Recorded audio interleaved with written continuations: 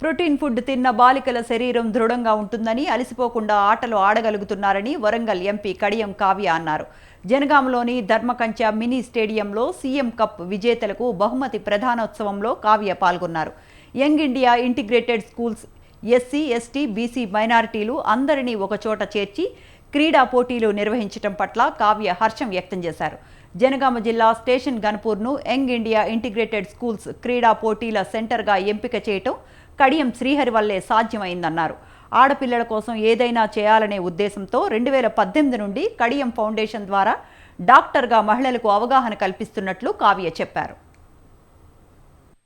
Integrated schools ని ఒక చోట చేర్చబడి అందరి పిల్లల్ని అన్ని అంటే బీసీలు, ఎస్సీలు, ఎస్టీలు, మైనారిటీలు అందరినీ కూడా ఒక చోట చేర్చి వాళ్ళకు ఒక పెద్ద ప్లే గ్రౌండ్ ఇచ్చి, ఇంతకుముందు మన కలెక్టర్ గారు చెప్పినట్టు ఇక్కడ వాలీబాల్ కానీ ఇంకా ఏదైనా అవుట్డోర్ స్టేడియం ఒకటి, తర్వాత ఇండోర్ గేమ్స్ కి కూడా ఏర్పాట్లు తప్పకుండా అందులో ఇవ్వడం జరుగుతుంది.